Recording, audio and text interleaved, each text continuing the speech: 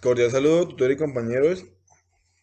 En el día de hoy voy a hacer un video explicativo para el curso Microbiología de Suelos para la tarea de cero que se está realizando de forma colaborativa.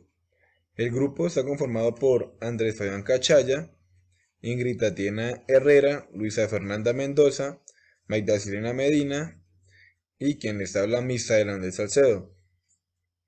Estamos matriculados en la Universidad Nacional Abierta de Distancia, la UNAD, en la Escuela de Ciencias Agrícolas y Pecuarias del Medio Ambiente, ECAMPA. A continuación se va a presentar el desarrollo de la actividad, donde se van a responder unas preguntas orientadas con el fin de profundizar en el tema de microbiología.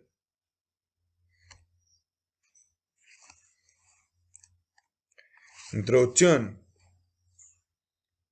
En ese trabajo en lo personal y en mi grupo, nos fue bastante significativo, puesto que logró aumentar el conocimiento que teníamos en cuanto a conceptos microbiológicos y sus fundamentos, en cuanto a las células eucariotas y células procariotas, sus principales diferencias, entre otra información que es sumamente importante para la elaboración de este curso y para nuestro ámbito profesional, una vez estemos laborando.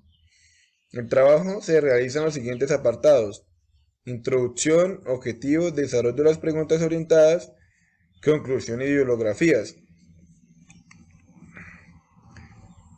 Ok, va a dar respuesta a las preguntas que me corresponden. ¿Qué estudia la microbiología y por qué es importante?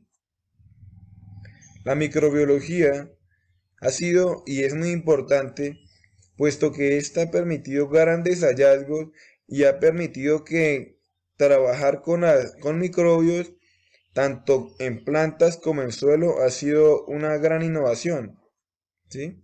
Puesto que un ejemplo de la importancia de la microbiología en el campo agronómico es el control biológico, ¿sí?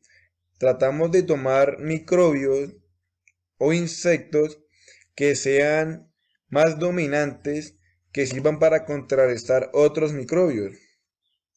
Esto es algo sumamente innovador, puesto que se está reemplazando lo químico por lo biológico. Bueno, la microbiología estudia también la evolución y la diversidad de las células microbianas. Bien sabemos que si esos estudios no se hubieran realizado, quizá en la medicina, en la parte de formulación agronómica, por la parte biológica, faltaría mucho conocimiento. ¿Por qué es importante la microbiología? Esta es muy importante porque ha permitido innovaciones que son sumamente beneficiosas tanto para el suelo como para las plantas y a su vez para la humanidad, ¿sí? Como por ejemplo la elaboración de abonos orgánicos con microbios, con determinados microbios que permiten regenerar, contrarrestar enfermedades o suelos que están sumamente afectados a través de microorganismos.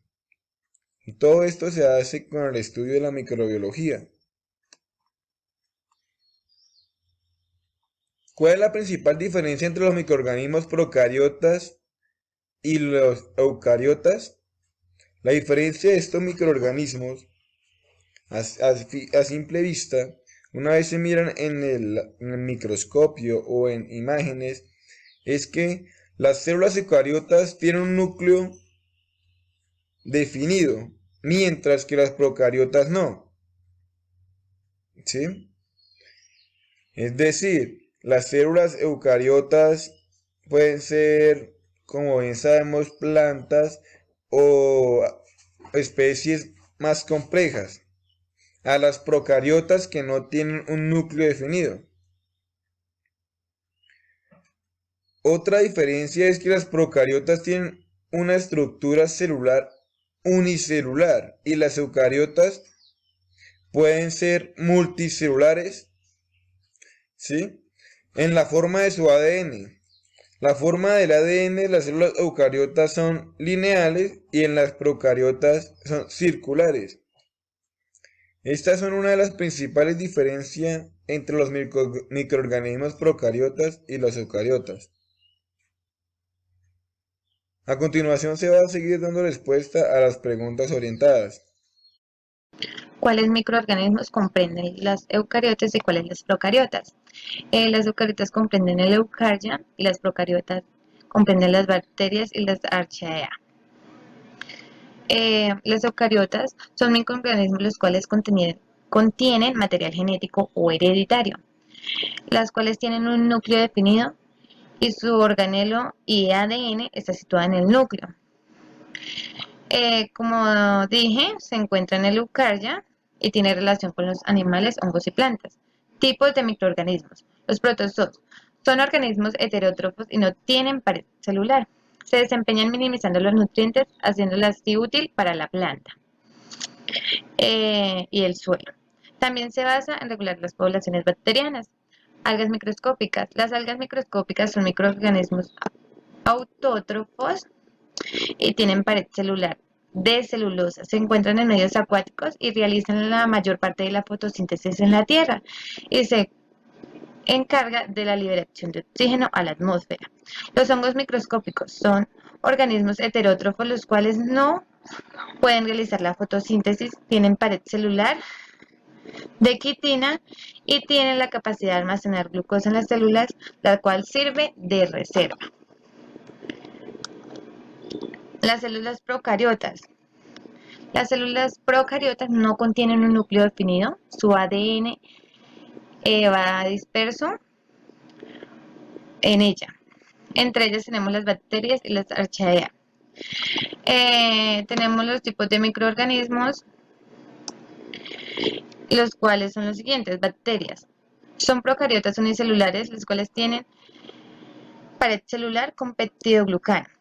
Y las archaea son microorganismos unicelulares, las cuales no tienen pared con peptidoglucano. Peptidoglucano es un componente principal en la pared celular, la cual le da forma a la célula. 4. Explica las 7 propiedades de las células microbianas. El metabolismo. Esas células son captadoras de nutrientes y debido a esto hacen la expulsión de los desechos. Crecimiento. Transforma los nutrientes del ambiente en nuevo material celular y forma células nuevas. Evolución. Eh, Son evolucionadas las cuales transforman los nutrientes en material nuevo para formar nuevas células. Mortalidad. Algunas células son capaces de autopropulsarse. Diferenciación. Algunas de estas células tienen la capacidad de formar estructuras nuevas como esporas. Comunicación. Estas células tienen la capacidad de interactuar entre sí por medio de mensajeros químicos. El intercambio genético es un intercambio de genes por diversos mecanismos. ¿Qué factores controlan la abundancia y la diversidad de la población microbiana? La abundancia depende de las condiciones ambientales en las que se desarrollan, también los nutrientes que tienen disponibles para su hábitat. Estas bacterias dependen de algunos factores como la temporada, el tipo de suelo y las características físicas del suelo, como los del pH, entre otros, siendo las células microbianas importantes para la salud. Y la diversidad se caracteriza por la riqueza que tiene la especie. Esto depende de las asociaciones de las poblaciones de otras o más especies. Esas especies se encuentran juntas en su hábitat, las cuales se determinan y son adaptables a las diferentes condiciones que se encuentran allí. Se pueden adaptar a las condiciones climáticas, entre otras. Correspondieron dos, que es la pregunta 8 y 9.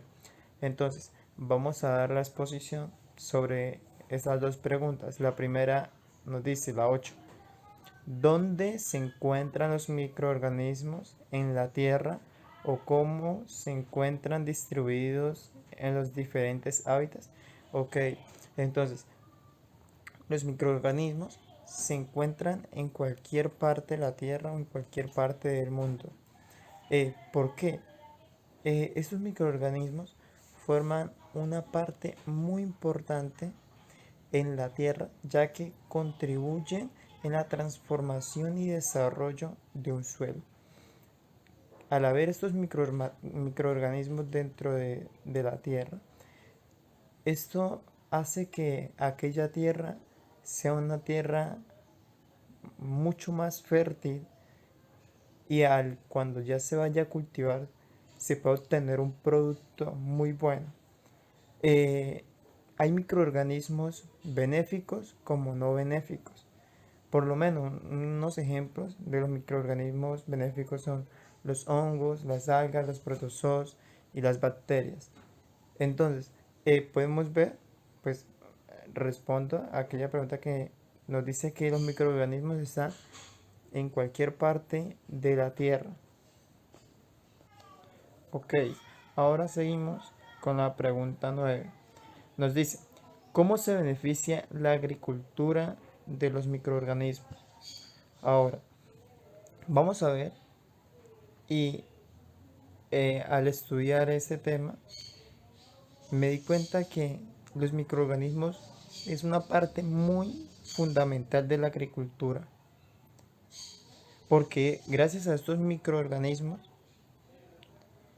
eh, las plantas o el cultivo que se vaya a sembrar se puede hacer muy pero muy fértil gracias a los componentes que tiene este suelo, y recordemos que dentro del suelo están los microorganismos, cosa que ayuda para el sostenimiento, el crecimiento de las plantas o del cultivo que se esté realizando.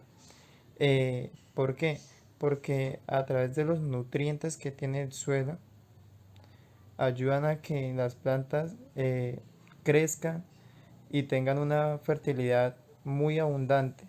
Bueno, según las lecturas hechas en el libro de Montenegro Pulido, Vallejo, las prácticas de biorremediación en el suelo y agua, según las preguntas que nos hacen es, la pregunta número 10 nos pregunta, ¿por qué es importante la biorremediación microbiana en el suelo? Bueno, entonces la biorremediación es importante porque pues es un proceso que nos va a permitir regular esos suelos contaminados o afectados químicamente, ya sea por derrame de petróleos, por procesos químicos como abonos, abonos contaminantes, pesticidas, insecticidas. Entonces lo que nos permite hacer es una descontaminación de esos sectores por procesos biológicos. Uno de esos procesos biológicos que usamos principalmente en la biorremediación y por lo cual es muy importante reconocer son los microorganismos que usamos para hacer esa biorremediación. Esos microorganismos se hacen a través de hongos o algas o antinomicetos o cianobacterias o bacterias, pues que nos va a permitir hacer esta descontaminación. Como ya decimos, estos organismos vivos pues no nos van a dar un efecto secundario, sino que al contrario nos va a permitir hacer un proceso totalmente biológico y natural en el cual pues nos va a permitir mostrar estrategias amigables y hacer estrategias pues que sean no solamente compatibles, sino que podamos tener esas áreas ya contaminadas, hacer un efecto totalmente positivo con esos microorganismos. Bueno, sus resultados son totalmente óptimos y bueno, nos permiten garantizar el buen manejo de estos suelos y hacer una buena descontaminación, ya que como decimos, no tienen efectos secundarios, entonces nos va a permitir hacer un uso adecuado en el cual pues no nos va a afectar más adelante con una mayor contaminación. Bueno, otra de las preguntas que nos hacen es ¿qué estrategia de bioremediación les llama la atención y por qué? Bueno, según las lecturas leídas nos muestran muchas bioremediaciones, estrategias por las cuales pues podemos hacer este proceso. Pero a mí principalmente me llamó la atención la bioestimulación. ¿Por qué? Porque es un proceso, una estrategia donde bien la palabra estimulación nos puede decir que es una activación que se hace manual de algunas bacterias ya existentes en el suelo. Entonces lo que vamos a hacer es una segregación o una adición de ciertos nutrientes para que esas bacterias puedan crecer como población, crecer, estimular su desarrollo en el área pues que queremos que nos ayuden a hacer bioremediación. Tales nutrientes que se pueden adicionar a esta para hacer una bioestimulación positiva es la adición tal del nitrógeno y fósforo, que son una de las principales fuentes en el cual pues podemos hacer una bioestimulación de esos microorganismos. Entonces, como segunda instancia, pues esos se pueden hacer a través de abonos y lo más importante, pueden ser abonos orgánicos en el cual pues podemos tener en nuestros mismos hogares, en nuestras mismas fincas, tales como es el desperdicio de las gallinas llamada gallinaza. Es una de las principales y más ricas en nitrógeno.